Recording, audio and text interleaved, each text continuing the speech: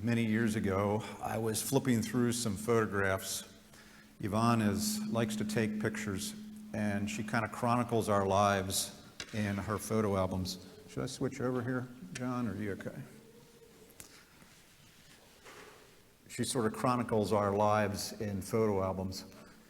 It's kind of it's a gift, and we kind of make fun of her at the same time. We try to remember something that happened in the past, and she goes, "Oh, I'll go to look in my photo album, and we'll figure it out." So it is helpful.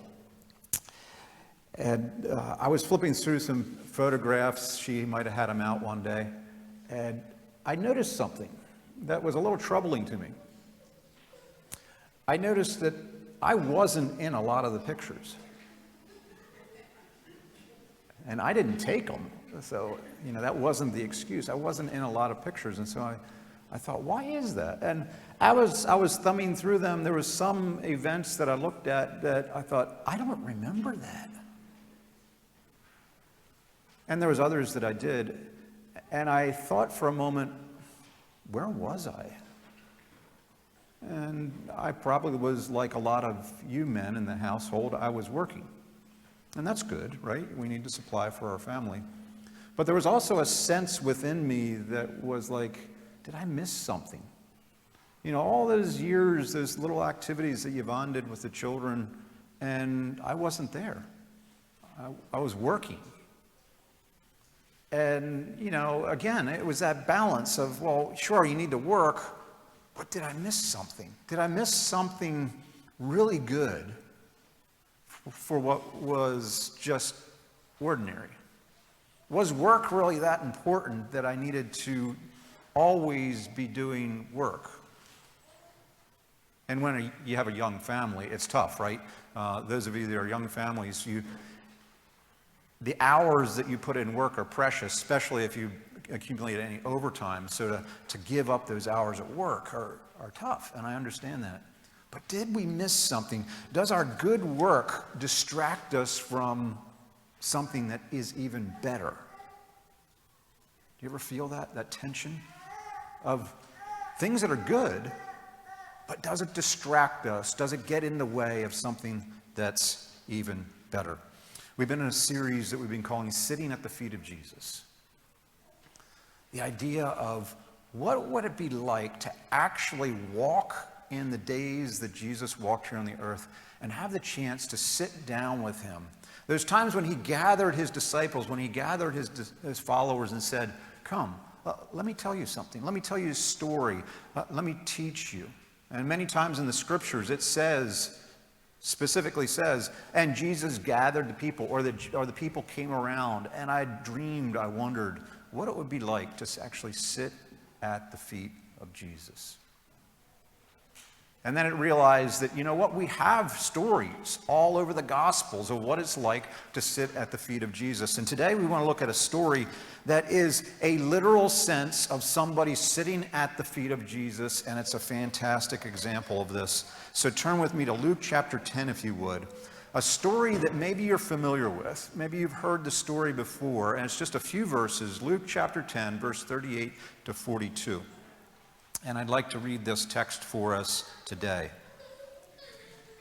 Luke chapter 10, verse 38 says, as Jesus and his disciples were on their way, he came to a village where a woman named Martha opened her home to him. Excuse me. She had a sister called Mary who sat at the Lord's feet listening to what he had said. You catch that? She sat at the Lord's feet, sitting at the feet of Jesus. But Martha was distracted by all the preparations that had to be made. She came to him and asked, Lord, don't you care that my sister has left me to do the work by myself? Tell her to help me. Martha, Martha, the Lord answered, you are worried and upset about many things, but few things are needed, or indeed only one. Mary has chosen what is better, and it will not be taken away from her. Story of Mary and Martha. Now, you don't have to have a theological degree to really understand this story, right? You get the picture. Jesus the interaction here is clear. John, or excuse me, in this case, Luke, documents it well. It's easy to kind of get the image. It doesn't take a lot of effort to see who's getting high marks on this day and who's getting lower marks on these days. We see that Martha made a bad choice, Mary made a better choice, and the point is simple, right? Be like Mary and not Martha. Wrap it up and let's go home, right? But the difficulty comes in when we get the sense that what's in our heart and what's in our head don't seem to align. Was it really that bad? And what's really going on here? Is Martha really that bad? Have you ever had a teacher that gave you one of those multiple choice questions that went something like this? You got 4 choices. 2 of them are clearly wrong. 2 of them are right, but one's more right, righter, gooder, better than the other, right? And you sit there and you labor over and you go, well, they're both right,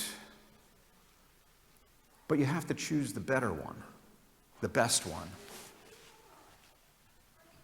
And you maybe choose one or the other, and maybe you choose the one that isn't quite as correct, but it's still right.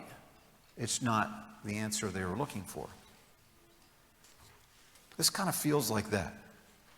Martha and Mary were engaged with Jesus, and they were both doing good things, but Martha was one that was doing a little less good that day. So let's look at these 2 ladies real quick. Mary, she's sitting at the feet of Jesus. She doesn't say anything. She's just sitting there, right? That's her task. Martha, well, she's getting things done. She's moving around the house. And let's be honest, we appreciate these people, don't we? We like these people. These are the people that if you have a task to do, they're going to get it done. You don't even have to follow up and ask them. It's as good as done. They do their work and they do it well. They're the experts. Give them the task, get out of their way. Right? It's wonderful. They happily do their work, and the fun thing is they thank you for the opportunity to get to do the work. They love doing it. If it weren't for Marthas in this world, we wouldn't get anything done. We'd have missions trips that just would never happen. We'd haul off a group to the airport, we'd go up to the counter and we'd slap down our tickets and we'd say, we're on our way, give us permission to go. And they say, where's your passports? Oh, we didn't bother to get them. We didn't have a Martha to help us get the job done. We'd come to church here on Sunday morning and children would be wandering aimlessly in their Sunday school rooms because nobody would teach them. Nobody took the time to get a lesson together. We'd come here to church in the morning or look around your house and the trash cans would be filled with trash overflowing. The light bulbs would be burned out. The walls would need to be painted. The roof needs to be repaired. Because we didn't have any Marthas around to help us out to get the job done. We'd have people that were hungry and showing up for fellowship meals, and there'd be no Marthas around to help serve the meal. We need some Marthas. In fact, we desperately need some Marthas. May their tribe increase. We need help. I can sympathize with Martha. I really can. I remember quite a few years ago, we had a season in life that was just horrendous. It went something like this. Yvonne's dad was actively dying. My sister was giving birth to a child. My grandfather was in the hospital for a hip surgery that went wrong and he stroked. We had to move, my parents had to move, all in one 2-week period. And the world was falling apart, it seemed like. The thing was, we were moving into my parents' house, and my parents were moving to another house. My dad was taking care of my grandfather in the hospital. My sister was in the hospital after giving birth. We were trying to figure out how to manage with Yvonne's dad dying. and everything was just spiraling out of control.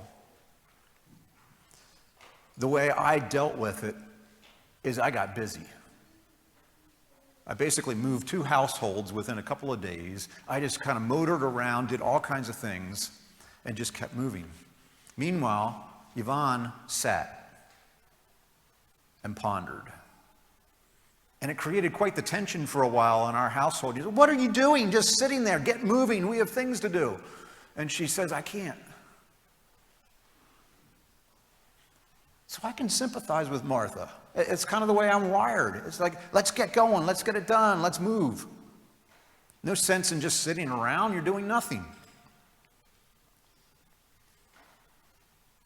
And we certainly can give Martha really high marks for serving. I mean, she did a phenomenal job.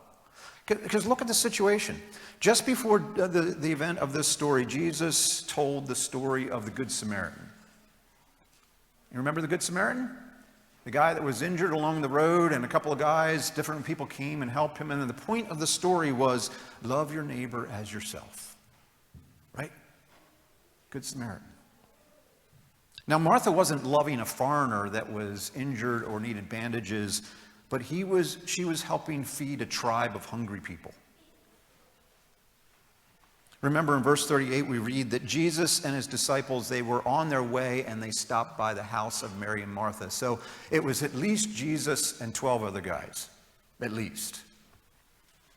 These hungry guys converging on your house saying, hey, we're here.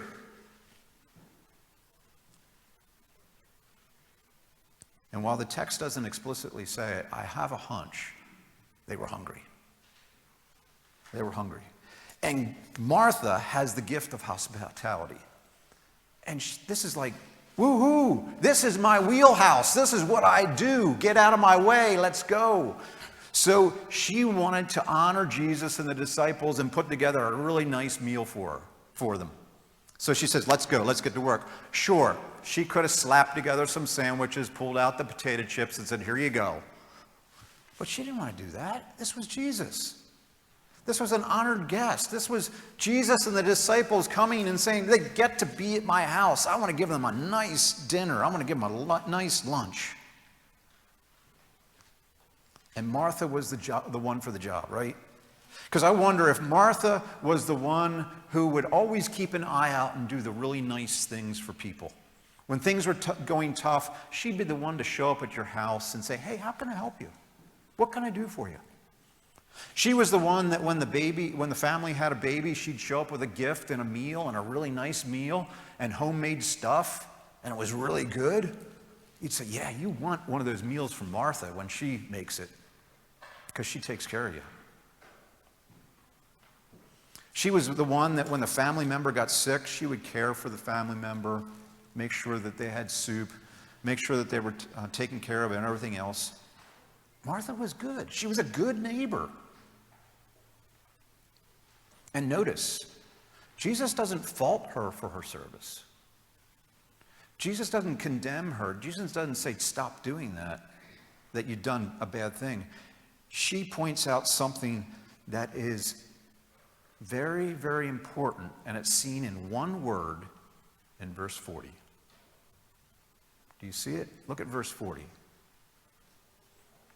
She was distracted. She was distracted.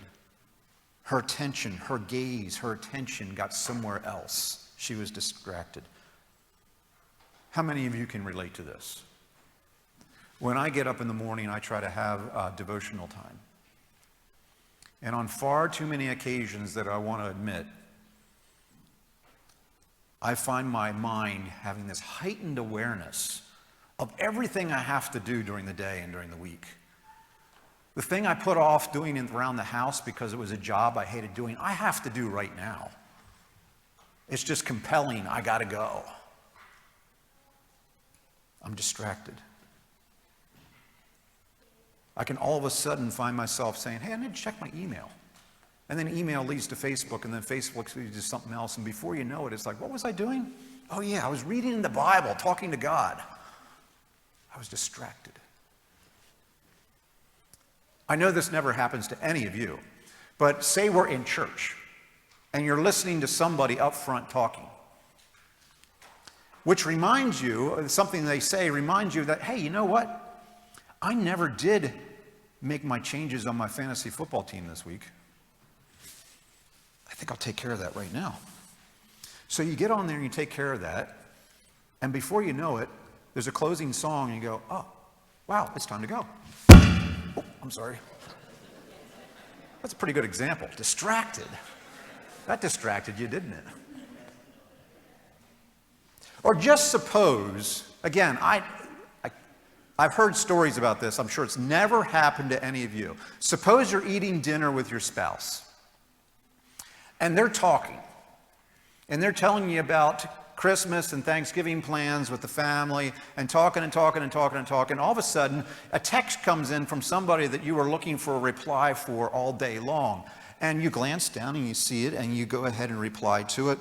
And you find yourself over looking at a video that somebody sent because it was a funny video of some dogs doing something.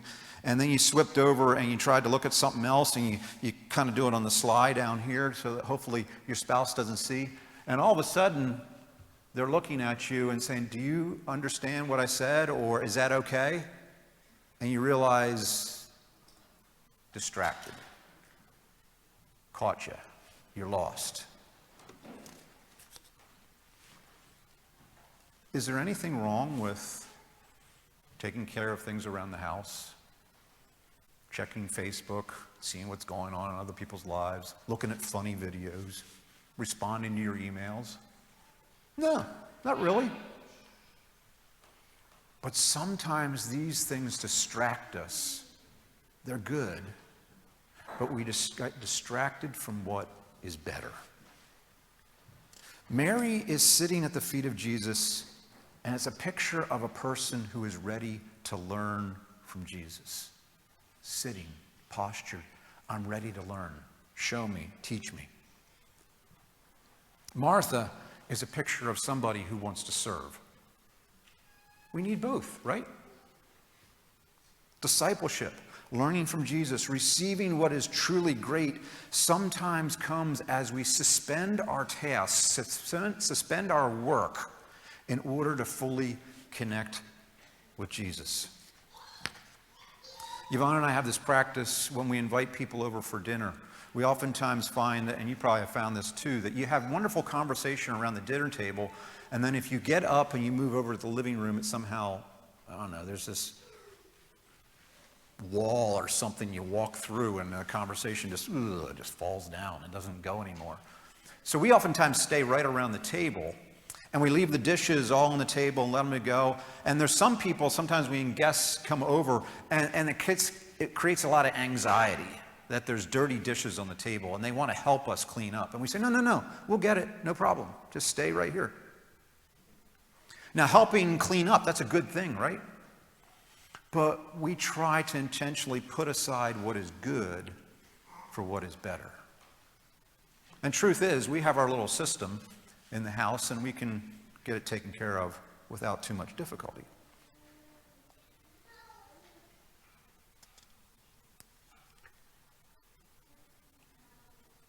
We try to strive after sometimes what is good, and we fail to realize what is best. The challenge is obvious, right? When do you go after the good, and when do you go after the best? When do you work and serve, and when do you just sit and wait? And you know what the answer is? I had a professor in seminary that I loved his answers. I loved sitting under him and his teaching. And we'd ask him some sticky questions sometimes.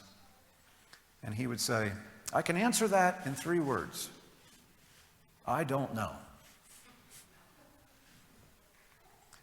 And there is no absolutes. When is it time to work, and when is it time to rest? When is it time to listen? But we can get a few prompts from even Jesus and the way he teaches us. Remember that this story of Mary and Martha was preceded by the Good Samaritan? The story of the Good Samaritan? And you're familiar with that, I hope. Where the man got injured and a couple people came and bandaged his wounds. It It began with the teacher of the law asking, how do I inherit eternal life? How do I really connect with you? How do I have life with you? And Jesus comes eventually and gives the point of the story. Luke 10:27. Anybody know Luke 10:27? It was a memory verse we had a while back.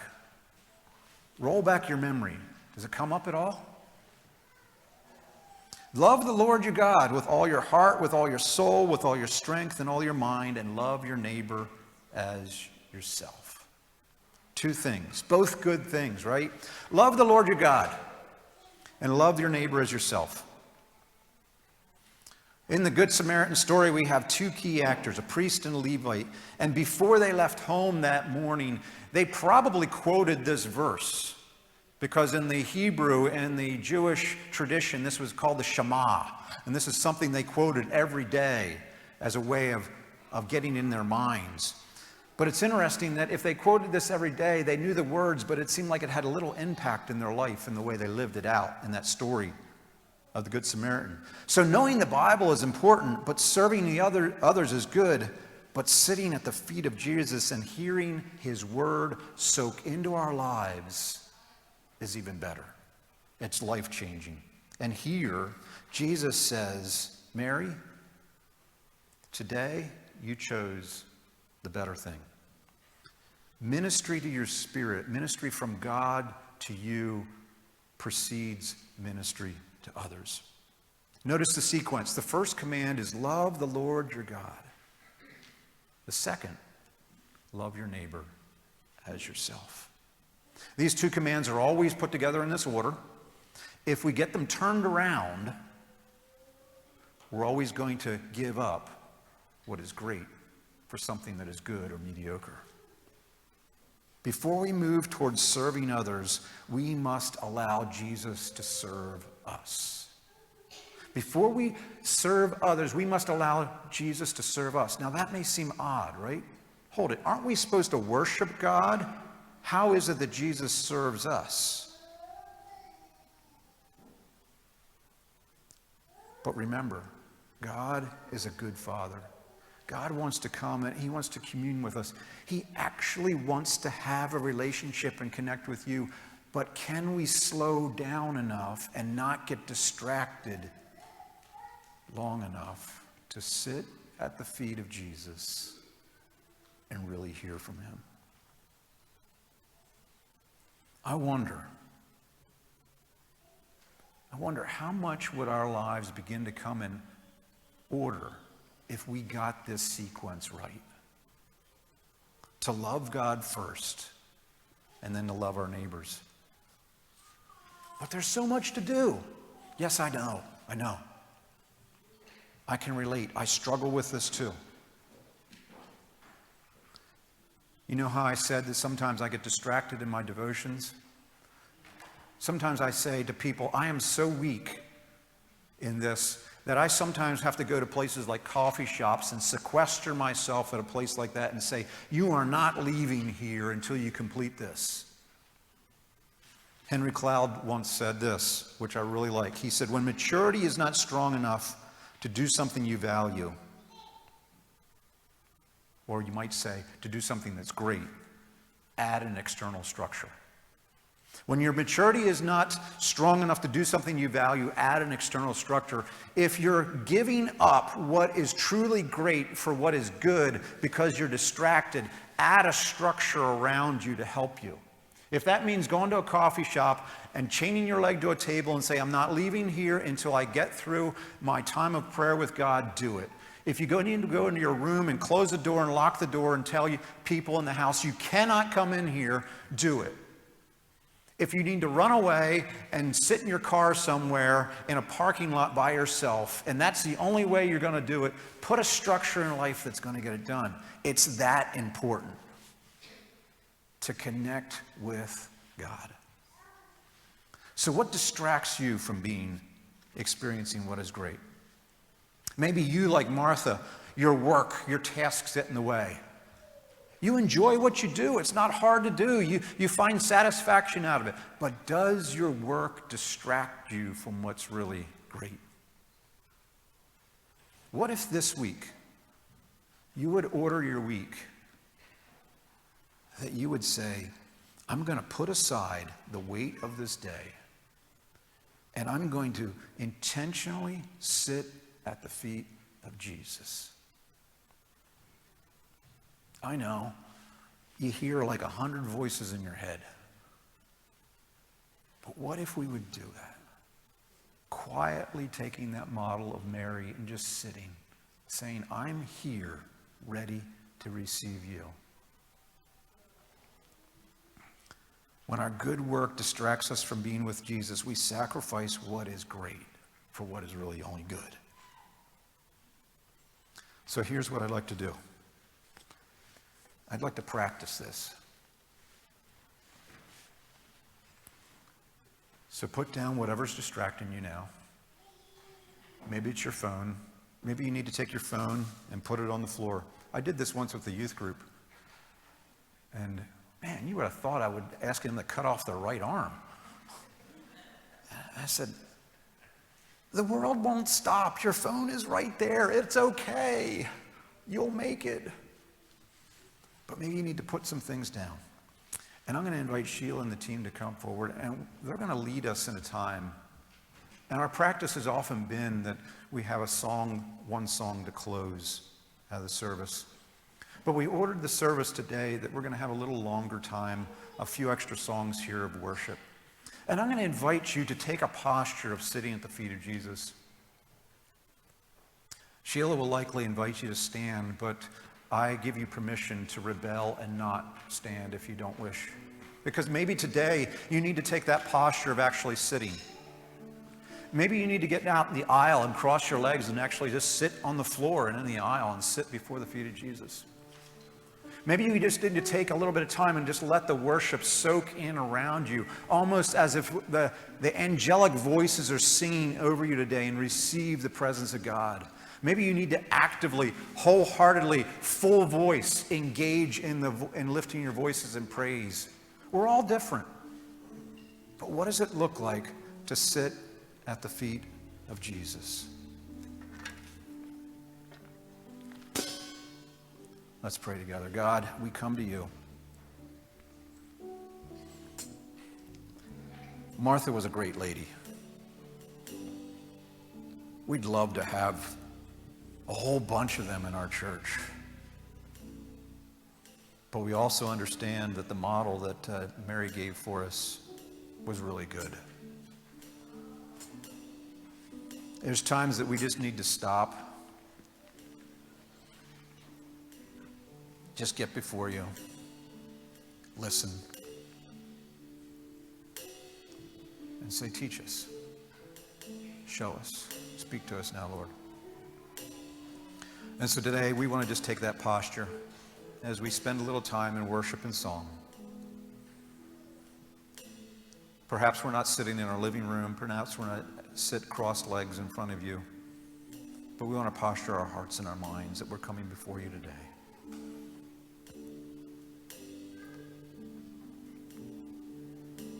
So Lord, as you look at each one of us as your precious children, come now.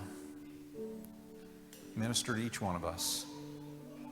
Fill our lives, fill our spirit, that we might be ready to serve others.